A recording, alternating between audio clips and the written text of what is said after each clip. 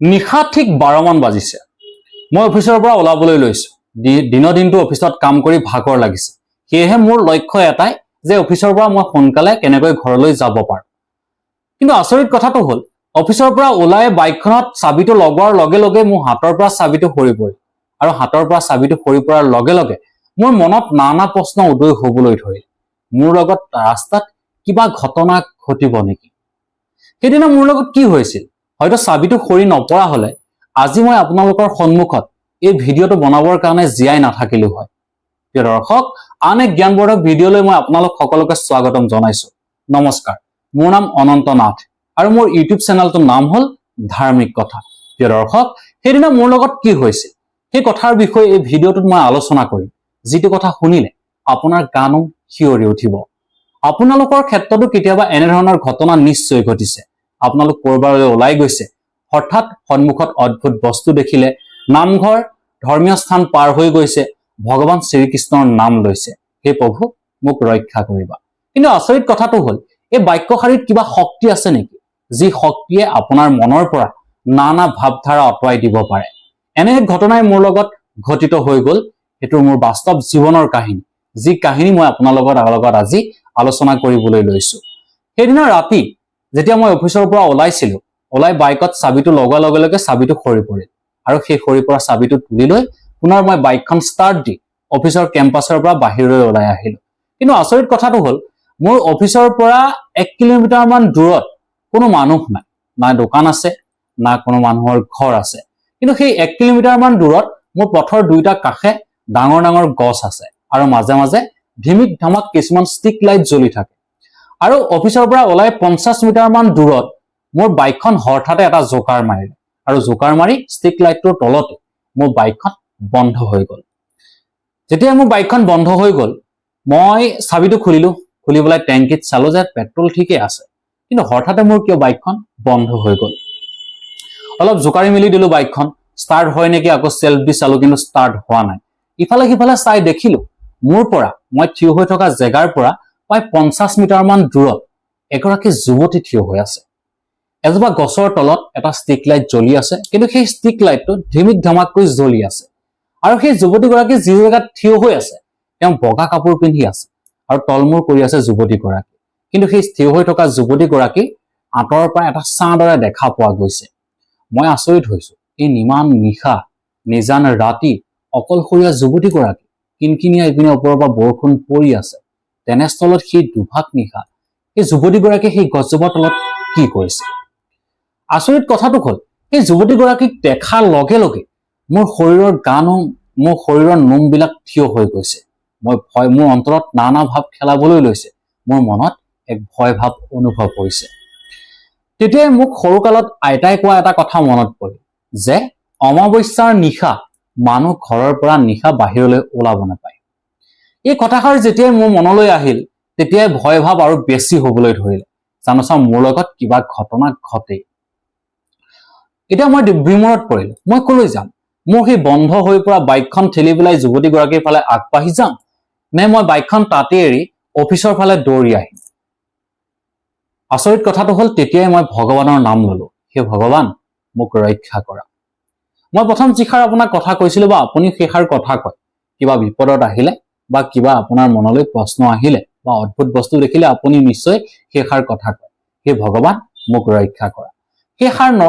সেই বাক্যশাৰী মোৰ মনত লোৱাৰ লগে লগে বা সেই মুখত অহাৰ লগে লগে মোৰ চকু দুটা অটমেটিক বন্ধ হৈ গ'ল। ভগৱানৰ নাম ললো। অলপ পাছত শুনিছো এটা কোলা কুকুৰে ভুকিবলৈ ধৰিছে। এটা কুকুৰে জোৰে জোৰে ভুকিছে। অনুমান কৰিছো কুকুৰটো সেই যুৱতীগৰাকী থিয় হৈ থকা সন্মুখৰ সেই চাইডৰ পৰাই ভুকিবলৈ লৈছে। আৰু মই চকু মুলি দেখিলো যুৱতীগৰাকী থিয় হৈ থকা গছজোপাৰ তলত কুকুৰটোৱে ভুকি আছে। আচৰিত কথাটো হ'ল কুকুৰটোৱে ভুকি থকা শুনি মই যুৱতীগৰাকীৰ ফালে চালো আৰু যুৱতীগৰাকীৰ ফালে চোৱাৰ লগে লগে খন্তেক সময়ৰ ভিতৰতে মোৰ চকুৰ সন্মুখতে যুৱতীগৰাকী সেই ছাঁটো বা যুৱতীগৰাকী সেই জেগাৰ পৰা নাইকিয়া হৈ গ'ল। যেতিয়াই যুৱতীগৰাকী নাইকিয়া হৈ গ'ল তেতিয়া মোৰ মনত আৰু ভয় ভাৱ বাঢ়ি আহিবলৈ ধৰিলে যে কি আছিল এই বস্তুটো, কি আছিল? এই কথাবোৰ ভাবি চিন্তি কৰি থাকোঁতেই মই বিপাঙত পৰিছো। মই কলৈ যাম? এতিয়া আগলৈ যাম নে পিছলৈ যাম? সেনে ভাবি থাকোঁতেই হঠাৎ বাইকখন ষ্টাৰ্ট হৈ গ'ল। বাইকখন ষ্টাৰ্ট হৈ যোৱাৰ লগে লগে মই আচৰিত হৈ গ'লো। মই বাইকখনে ষ্টেল্ফ দিয়া নাই, মই কোনো ষ্টাৰ্ট কৰা নাই, নিজে নিজে বাইকখন ষ্টাৰ্ট হৈ গ'ল। বাইকখন ষ্টাৰ্ট হৈ যোৱাৰ লগে লগে বাইকখনত যেতিয়াই ষ্টাৰ্ট হ'ল, উঠি মই ৰ'বলৈ সময় নাই, মই সেই জেগাৰ পৰা চিধা ৰুমলৈ আহিলো।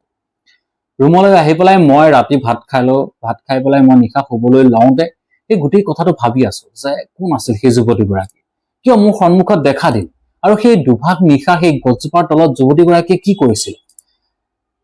কিন্তু নাজানো বা কিমান সত্য কথা, এনেধৰণৰ বস্তু আছে নে নাই পৃথিৱীত আপোনালোকে বিশ্বাস কৰে নকৰে নাজানো, কিন্তু মোৰ মনত এটা বিশ্বাস আছে যে এনেধৰণৰ বস্তু আছে, যি বস্তু আমি সচৰাচৰ দেখা নাপাওঁ, কিন্তু যিদিনাখন দেখা পাওঁ সেইদিনাখন হয়তো আপোনালোকৰ জীৱনৰ লগত কিবা নহয় কিবা ঘটনা ঘটাৰ ইংগিত দিছে। এই কথাবোৰ ভাবি চিন্তি মই ৰাতি টোপনি গলো। টোপনি গৈ মই পাছদিনা পুৱাই মন্দিৰ গলো। মন্দিৰত গৈ ধূপ ধূনা জ্বলালো। ধূপ ধূনা জ্বলাই অফিচলৈ ওলাই গলো। অফিচত গৈ বাইকখন অফিচৰ কেম্পাছত পাৰ্কিং কৰি প্ৰথম লক্ষ্যটো হ'ল মই মোৰ চিকিউৰিটি যিজন আছে অফিচৰ চিকিউৰিটি দাদাক মই কথাটো সুধিম যে সেইদিনাখন মোৰ লগত ঘটি যোৱা ঘটনাটোৰ আঁৰত কিবা ৰহস্য লুকাই আছে নেকি। তেতিয়া মই চিকিউৰিটি দাদাজনৰ ওচৰলৈ গৈ সুধিলো, দাদা, যোৱা নিশা মোৰ লগত এনে এটা ঘটনা ঘটি গ'ল। ইয়াৰ পৰা ঠিক 50 মিটাৰমান দূৰত সেই গছজোপা যে দেখিছে, সেই গছজোপাৰ তলত ষ্ট্ৰীট লাইটটোৰ তলত এগৰাকী যুৱতী থিয় হৈ আছে। সেই যুৱতীগৰাকী দেখাৰ পিছত মোৰ গা নোমবিলাক থিয় হৈ গৈছিল। নাজানো কিয় মোৰ ভয় অনুভৱ হৈছিল। তেতিয়া মোৰ চিকিউৰিটি দাদাজনে ক'লে, তুমিও সেই যুৱতীগৰাকীক দেখিছা নেকি? কেতিয়াবা সেই দাদাজনেও ৰাতি ডিউটি কৰি থকাৰ সময়ত গেটৰ পৰা বাহিৰ হলে সেই আঁতৰত যুৱতীগৰাকী দেখা পায়। হয়তো তেওঁ সেই গছজোপাৰ তলত নহয়, তাৰ ওচৰত দেখা পায়, কিন্তু যুৱতীগৰাকীক দেখা পায়। তেতিয়া মই দাদাক সুধিলো যে এই ঘটনাৰ প্ৰকৃত ৰহস্যটো কি হয়। তেতিয়া দাদাই মোক ক'লে যে মই এটা কথা কওঁ শুনা, কিছুদিনৰ পূৰ্বে সেই স্থানতে এটা দুৰ্ঘটনা হৈছিল, আৰু সেই দুৰ্ঘটনাটোত এগৰাকী যুৱতী আৰু এজন যুৱকৰ মৃত্যু হৈছে।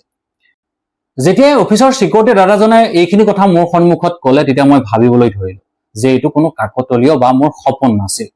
মই অফিচৰ পৰা ওলাই যাওঁতে হাতৰ পৰা চাবিটো সৰি পৰা, বাইকখন ষ্টাৰ্ট দি ষ্ট্ৰীট লাইটটোৰ তলত বাইকখন হঠাতে অফ হৈ যোৱা, আৰু ভগৱানক ভবাৰ লগে লগে কুকুৰটোৱে মাতিবলৈ আৰম্ভ কৰা, ভুকিবলৈ আৰম্ভ কৰা, এই কথাবিলাক কোনো কাকতলীয় কথা নাছিল। এয়া হৈছে মোৰ বাস্তৱ জীৱনৰ লগত ঘটি যোৱা এক ঘটনা, যি ঘটনা মই আপোনালোকৰ লগত সন্মুখত শ্বেয়াৰ কৰিছো। ভগৱানৰ গীতাত কৈছে যে কোনোবা যদি বিপদত পৰে বা কোনোবা সময়ত যদি কোনোবাই বিপদত পৰি তেওঁৰ নাম লয় বা সঁচা অন্তৰে তেওঁৰ কথা ভাবে, তেতিয়াহ'লে তেওঁ কোনোবা নহয় কোনোবা ৰূপত তেওঁক সহায় কৰিবলৈ আহে। আৰু সেইদিনাখনো মোৰ লগত সেই প্ৰমাণ মই দেখা পালো। কাৰণ সেইদিনাখন ভগৱান শ্ৰীকৃষ্ণ সেই চাবিটো সৰি পৰাৰ ৰূপত, অৰ্থাৎ বাইকখন বন্ধ হৈ যোৱাৰ ৰূপত, অথবা কুকুৰটোৱে ভোকা ৰূপত মোক সহায় কৰিবলৈ আহিছিল। প্ৰিয় দৰ্শক, আপোনাৰ ক্ষেত্ৰতো হয়তো সেই কথাষাৰি এই এনাৰ্জিটো প্ৰকট কৰে বা এই এনাৰ্জিটো দিয়ে যে ভগৱান মোৰ লগত আছে, সেই প্ৰভুক আমাক ৰক্ষা কৰিবা। হয়তো সেইদিনাখন ভগৱানৰ ৰূপত সেই কুকুৰটো মোৰ ওচৰলৈ আহিছিল, অৰ্থাৎ ভগৱানৰ ৰূপত কুকুৰটোৱে আহি মোক ৰক্ষা কৰিছিল। কিন্তু আচৰিত কথাটো হ'ল, বাস্তৱত এনেধৰণৰ বস্তু পৃথিৱীত আছে নাই মই নাজানো, বা সেই বগা ছাঁটো যে মই যিটো ছাঁ দেখিছিলো সেইটো আপুনি দেখিছে নাই নাজানো, কিন্তু মোৰ মনত বিশ্বাস আছে সেইদিনা মোৰ লগত এনে ঘটনা ঘটি গৈছিল, যিটো ঘটনাৰ কাৰণে মই আজি আপোনালোকৰ আগত মোৰ সেই অভিজ্ঞতাখিনি শ্বেয়াৰ কৰিব পাৰিছো। সেইদিনাখনৰ পৰাই মই বুজিছো ভগৱান শ্ৰীকৃষ্ণক মন্দিৰত বিচাৰি যোৱাৰ কোনো প্ৰয়োজন নাই।